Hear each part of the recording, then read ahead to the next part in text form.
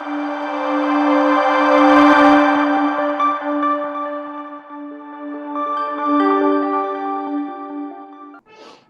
दोस्तों, श्री राधे। राधे तो राधे। मैं अंशुल त्रिपाठी, आपका ज्योतिषविद एवं वास्तुशास्त्री। आज हम अग्नि तत्व के बारे में आपसे पूरी बात करेंगे।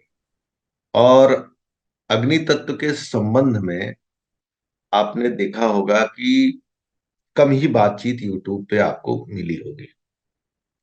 और यहाँ पर हम अग्नि के उन सूक्ष्म विषयों की बात करेंगे जिसके द्वारा सहज रूप से आप प्रिडिक्शन निकाल।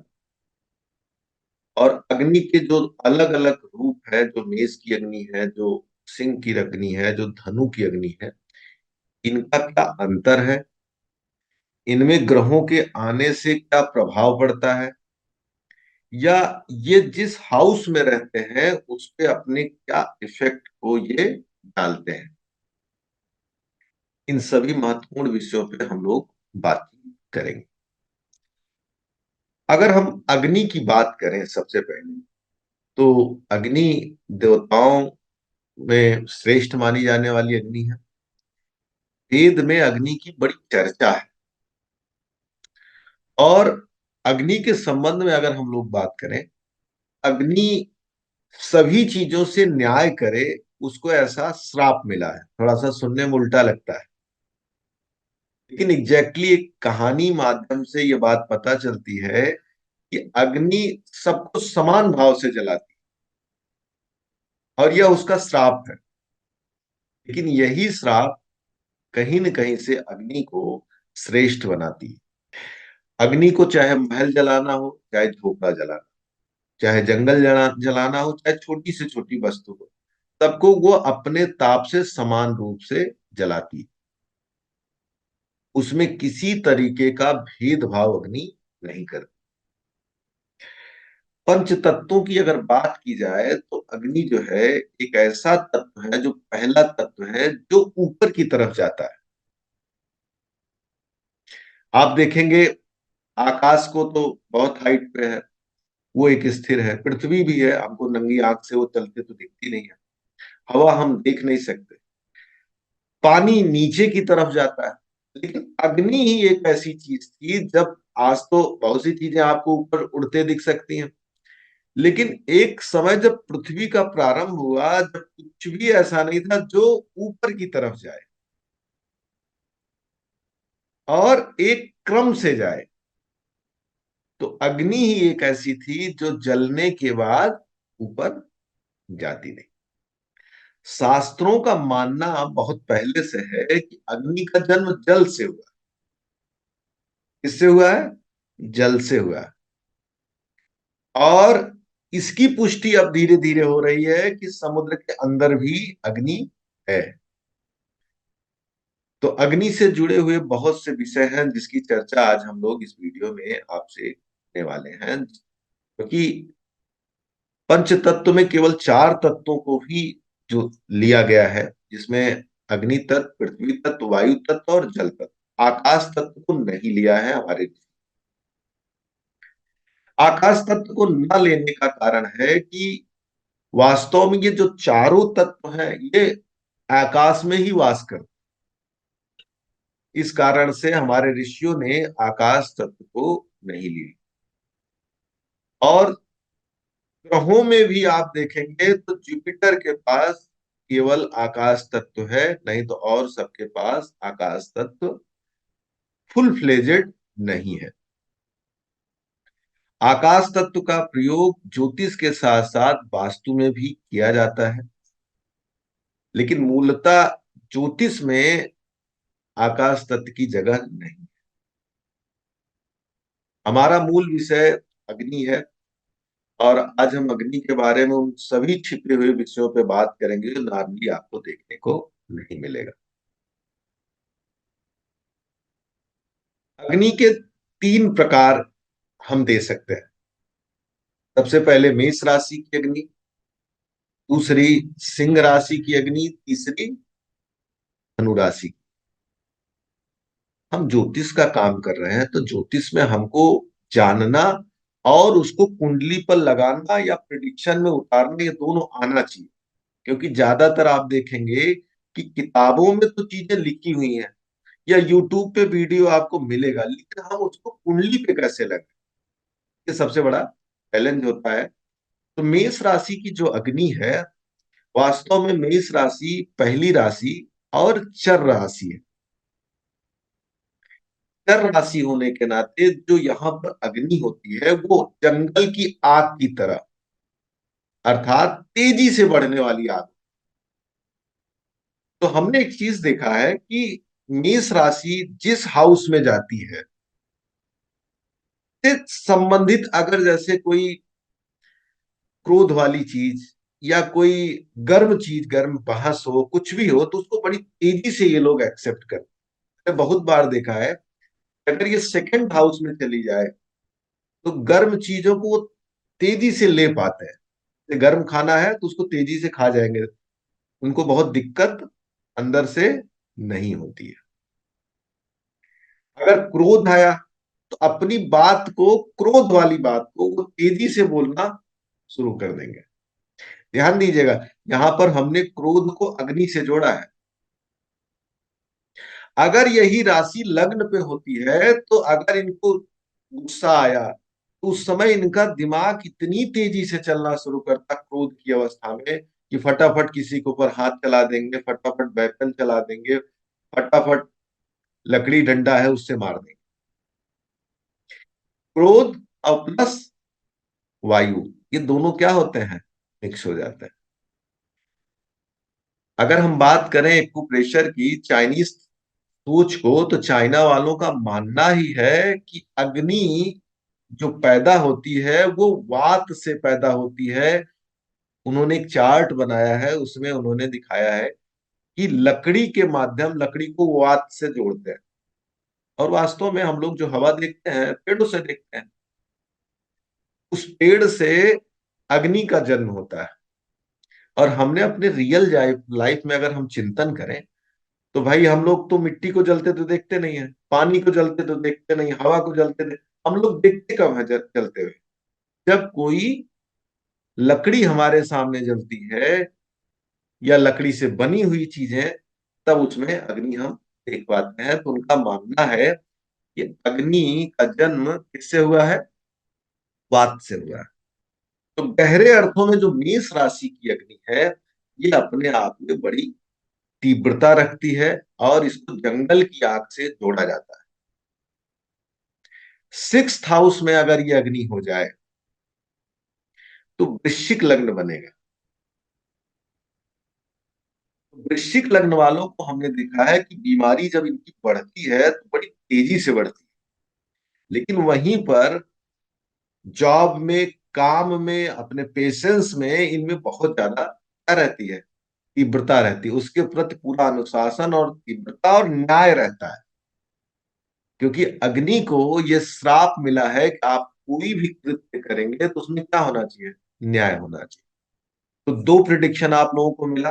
सबसे पहले कि किसी भी काम को करेंगे तो उसको स्पीड से करेंगे, और खास तौर से कौन सा काम जिसमें थोड़ा एग्रेशन, जिसमें थोड़ा कंपटीशन, और जिस स्थान पे रहेंगे उससे संबंधित वो न्याय करना चाहिए।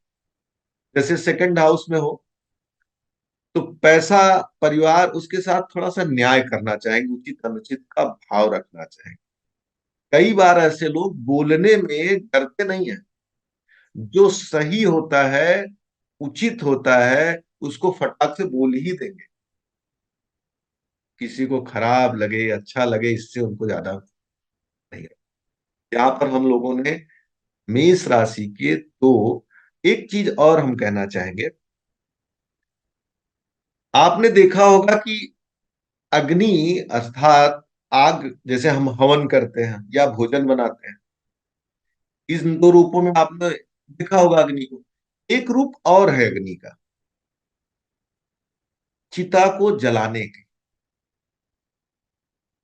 भाई ज्यादातर हम इन तीन स्थितियों से अग्नि को देखते हैं।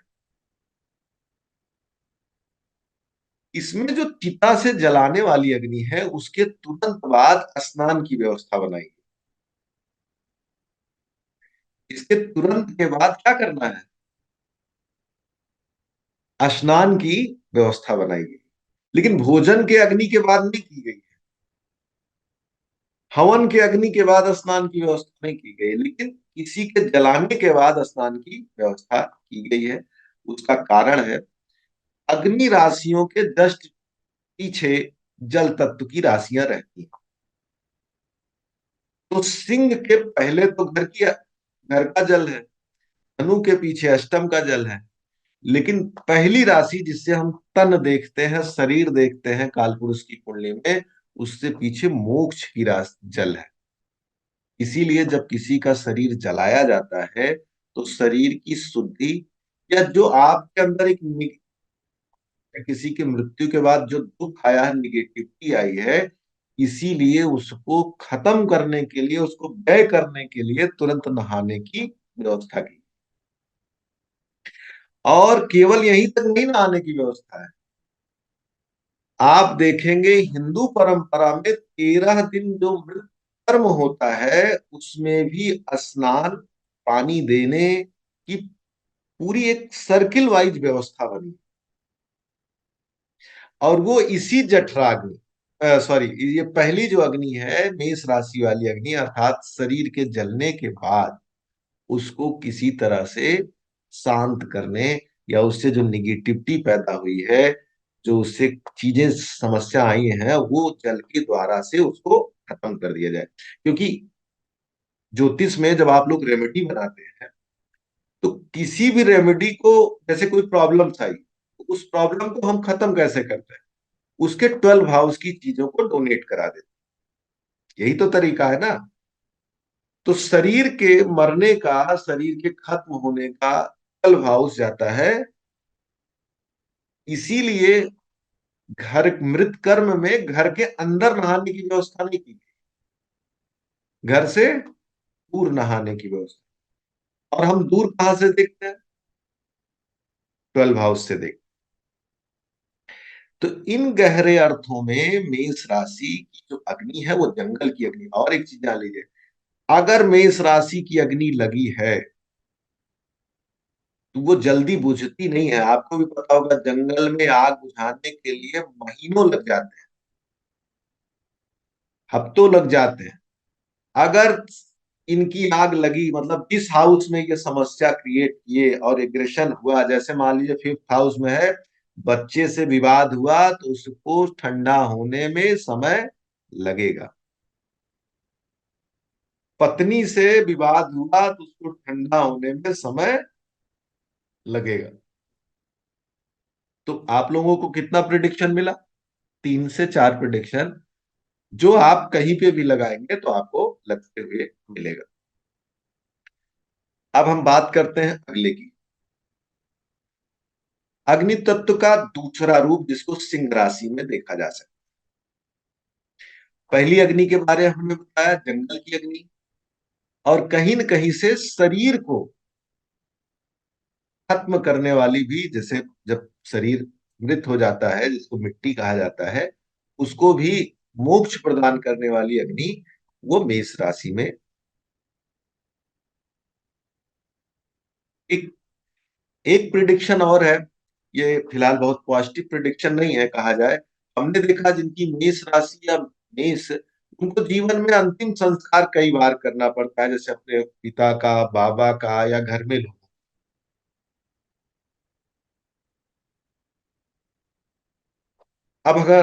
अब बात करते हैं अगली राशि की, सिंह राशि। सिंह राशि की अग्नि कौन सी अग्नि होगी? स्थिर अग्नि। एक अग्नि थी जिसमें बहुत ज्यादा स्पीड थी, और वो अग्नि कोई व्यवस्थित क्रम में यूज नहीं हो रही थी। उसको किसी चीज को व्यवस्थित नहीं किया जा सकता था, तो वो थी मेष की अग्नि। लेकिन अग्नि का प्रयोग भोजन को पचाने और भोजन को पकाने में भी किया जाता है। कहते हैं कि हमारी जठराग्नि मंदी हो, मतलब धीमी हो गई है, मंद हो गई है। तो ये जो दूसरे नंबर की अग्नि है, ये हमारी क्या है? स्थिर अग्नि है। इससे चीजों को पकाया जाता है, पुष्ट किया जाता है। इसीलिए जब पंचम हाउस खराब होता है तो आदमी की बुद्धि भी खराब होती है। क्यों? क्योंकि ज्ञान नहीं हो पाएगा। स्वास्थ्य भी खराब होता है, क्यों? क्योंकि भोजन नहीं पचेगा। और हमने एक चीज और देखा है कि जिनकी सिंह राशि डिस्टर्ब होती, उनको अच्छा भोजन भी नहीं प्राप्त होता है। ऐसे तो भोजन सेकंड हाउस से देखा जाता है, लेकिन वास्तव में सिंह राशि में ही भोजन परिपक्व होता है। और सिंह राशि अगर दूषित है तो आदमी के जीवन में मेच्योरिटी नहीं आ पाती, परिपक्वता नहीं आ पाती। उनके जो जवाब होते हैं वो गहरे अर्थों में उतने अच्छे नहीं हो पाते। कारण क्या है? कि पक्के चीजें कन्वर्ट ही नहीं हो पा रही हैं। और खास तौर से अगर कोई सिविल सर्विस करने के लिए आपके पास आया है और वो कह रहा है कि मेरा इंटरव्यू नहीं निकल रहा है, मेरी योजनाएं फेल हो रही हैं, आप सबसे इंपॉर्टेंट है कि उसकी फिफ्थ नंबर की राशि या फिफ्थ हाउस जाके चेक कर लीजिए कि उसमें कोई ऐसा प्लानेट तो नहीं बैठा है कि जो चीजों को पकने नहीं दे रहा है, जो उसको जल्दी से खराब तो नहीं कर दे रहा है। जल्दी से जैसे जल तत्व की चीजें तो नहीं जाके बैठी है। जल तत्व की चीजें अगर जाकर उसमें बैठेंगी, जल तत्व के दो प्लैनेट हैं, चंद्रमा और दूसरे वीनस। अब आप ज्योतिष अगर जानते होंगे तो आपको पता है कि सूर्य के घर में वीनस आएगा तो वो खराब करेगा। चंद्रमा मित्र जरूर है, लेकिन काल पुरुष की कुंडली में चंद्रमा सूर्य से बारह में बैठता है। 6 8 12 का स्वामी कभी भी किसी हाउस के लिए अच्छा नहीं होगा। तो आप देखेंगे शुक्र या चंद्रमा किसी के भी अगर फिफ्थ नंबर की राशि में जाएगा तो उसके विचार को वो थोड़ा सा मंद करेगा। हाँ, अगर कुंडली शनि प्रभावित है, ये भी एक, इस नियम को कटते भी आप देखेंगे, अगर कुंडली शनि प्रभावित है तब ये नियम नहीं लगेगा।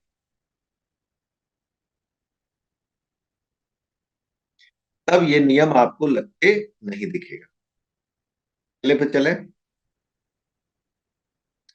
अब हम बात करते हैं दो स्वभाव अग्नि की, धनु अग्नि की। दो स्वभाव अग्नि, धनु अग्नि, जो एक मूवमेंट को भी दिखाती है और स्थिरता को भी दिखाती है। Dual mind. कौन सी अग्नि? डुअल माइंड अग्नि, जिसमें मूवमेंट भी है और साथ में स्थिरता भी है। आपने सुना होगा कि जल में दीप को प्रवाहित करना बड़ा अच्छा माना जाता है। कभी आपने सोचा कि ये क्यों किया जाता है? एग्जैक्टली जुपिटर जो है वो आकाश तत्व के स्वामी के साथ साथ धनु राशि में उसकी मूल त्रिकोण राशि है। और जुपिटर किसमें उच्च का होता है? कर्क राशि में। और कर्क राशि जल है। जब आप दीप को बहते हुए पानी में रखते हैं तो दीप तो एक गहरे अर्थों में स्थिर है, लेकिन वो बहते पानी में, जैसे आप देख रहे हैं पिक्चर में, कि एक ऐसी जगह दीप को रखा, वो जल रहा लेकिन थोड़ा थोड़ा बहते पानी में वो आगे बढ़ रहा। ये दो स्वभाव की कंडीशन। नाइन्थ नंबर की राशि को कहा जाता है कि वो किसी चीज को हायर एजुकेशन तक ले जाती है, उच्च शिक्षा।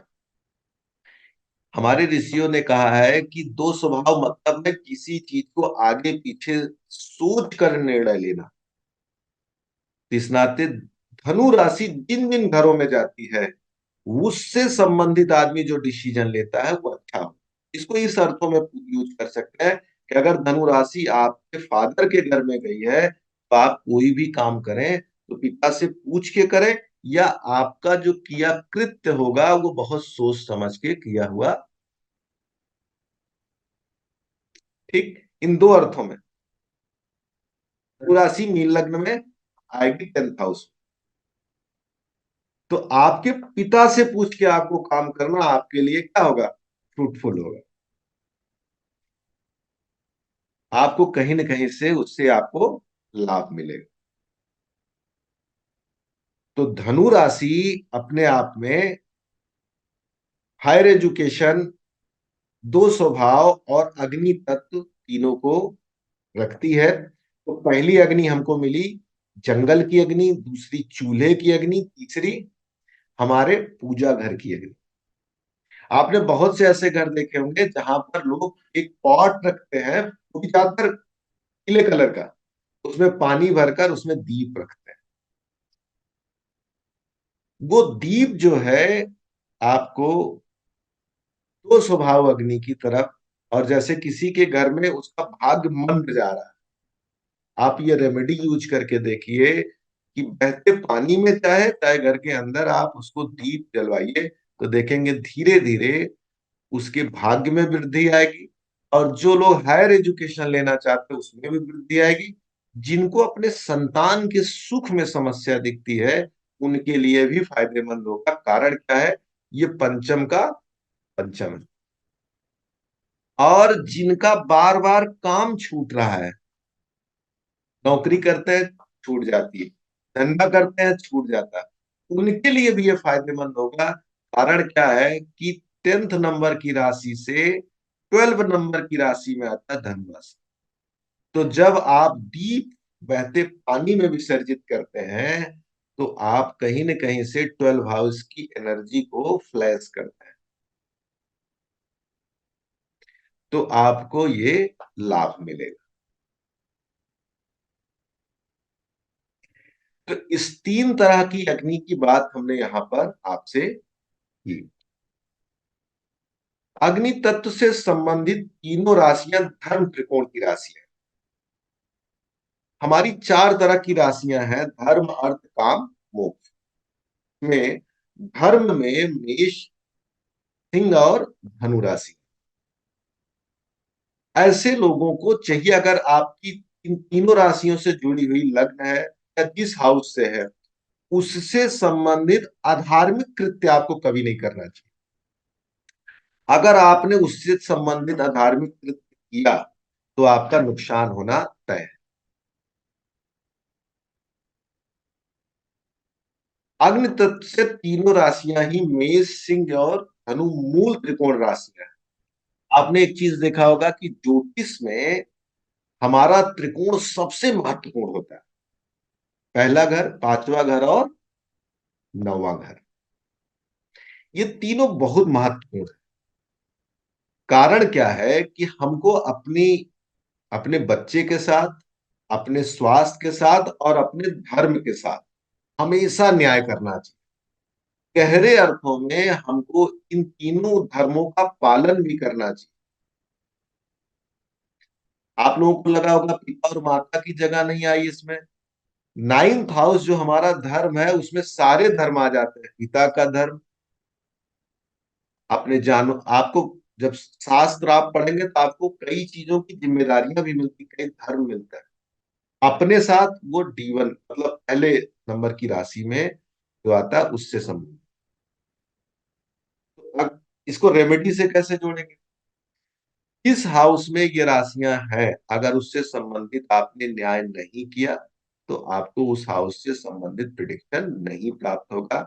एग्जाम्पल के तौर पे मान लीजिए आपकी कुंडली में पंचम भाव में सिंह राशि आई या मेष राशि आई, अगर आपने पढ़ाई या अपने बच्चे के साथ न्याय नहीं किया तो भविष्य में आपको उस हाउस से संबंधित पीड़ा मिलेगी। पढ़ाई नहीं की तो संतान होने में आपको दिक्कत, या इसीलिए तो कई बार आपने देखा होगा कि कहा जाता है कि आप पाठ करिए, ये मंत्र जाप करिए, ध्यान करिए। पाठ कहां से आएगा? पंचम से। मंत्र जाप कहां से आएगा?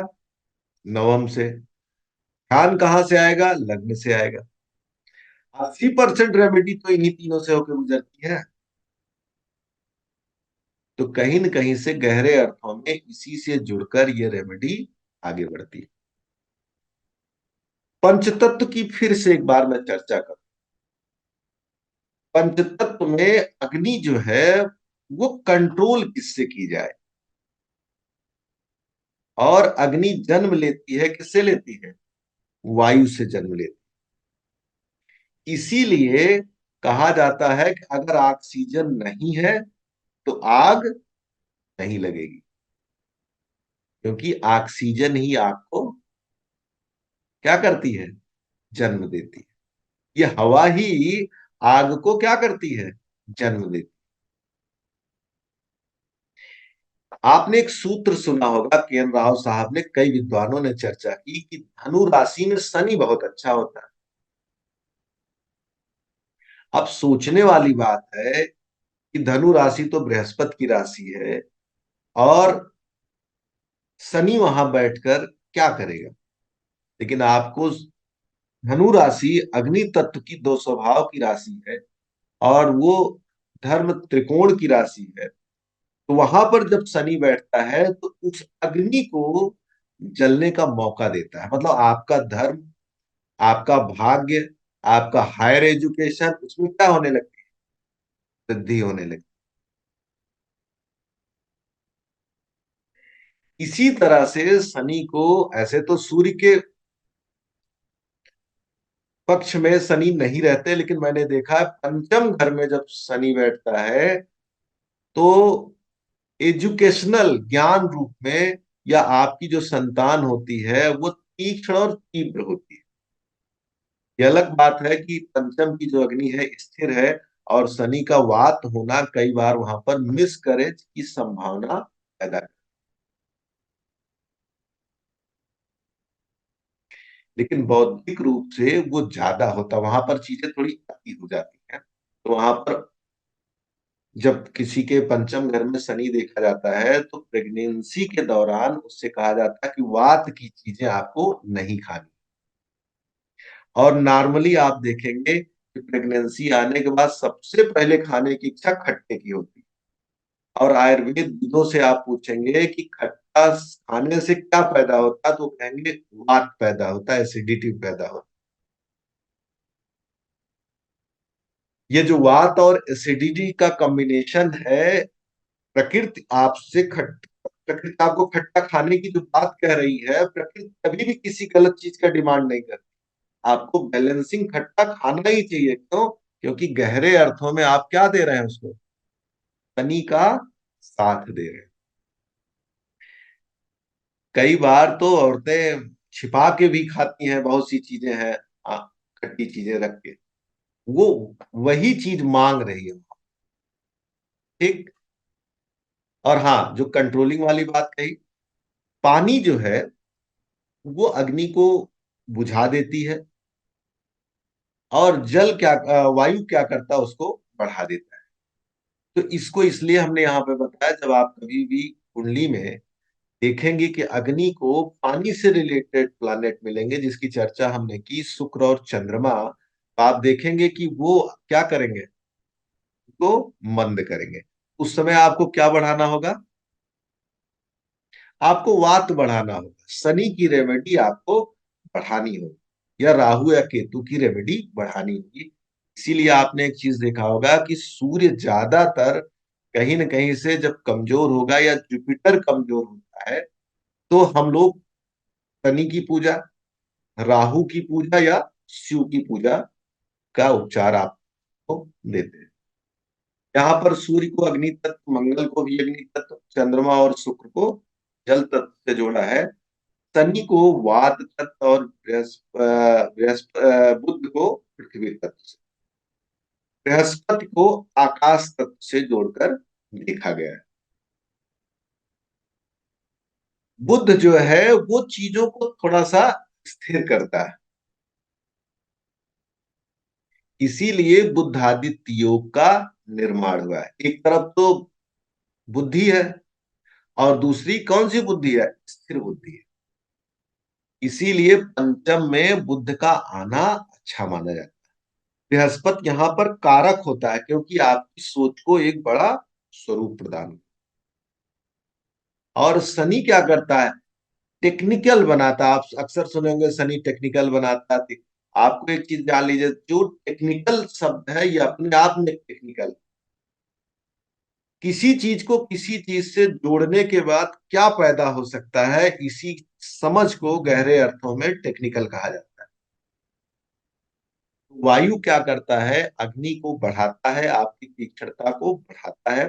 जब आप अग्नि के बारे में पढ़ेंगे तो रूप बदलने की क्षमता किसके पास है? अग्नि के पास। जैसे आपने कच्चा चावल डाला तो वो किस फॉर्म में निकलेगा? पके चावल के रूप में निकलेगा। आपने आटा डाला, रोटियों के रूप में अग्नि उसको आपको प्रोवाइड करेगी। क्या करती है वो? रूप बदलती है। आयुर्वेद में भी आप देखेंगे कि जो जो रोग अग्नि से पैदा होते हैं, जैसे आप धूप में जल गए तो आपके कलर का रंग कैसा हो जाएगा? गोरे हैं तो काला हो जाएगा। आपके शरीर में एसिडिटी, पित्त बढ़ने लगेगा, पीलिया होगा तो आपका रंग क्या होने लगेगा? पीला होने लगेगा। तो अग्नि कहीं ना कहीं से रूप बदलती है। किसी का रूप ज्यादा बदल रहा है तो अग्नि की अधिकता है। चीजें परिणाम में नहीं बदल पा रही है तो इसका मतलब उसकी कुंडली में अग्नि की कमी जा रही है। योजना बनी लेकिन योजना परिणाम में नहीं बदल पा रही, इसका मतलब क्या हुआ? कि उसकी अग्नि वाला पार्ट कमजोर है। अब ये आपको चेक करना है कि वात कम है कि अग्नि कम है। हर बार अग्नि ही नहीं कम होती भाई। चूल्हे में आग ही नहीं, आप कितनी भी हवा करेंगे तो क्या होगा? कई बार अग्नि ज्यादा होने से भी वात ज्यादा होने से भी अग्नि बुझ जाती है। तो ये थोड़ा सा एक बैलेंसिंग मामला है, इसको आप समझेंगे तो गहरे अर्थों में समझ पाएंगे। यहाँ पर हमने आज कुछ चर्चा की कि अग्नि को हम लोग कैसे समझ सकते हैं।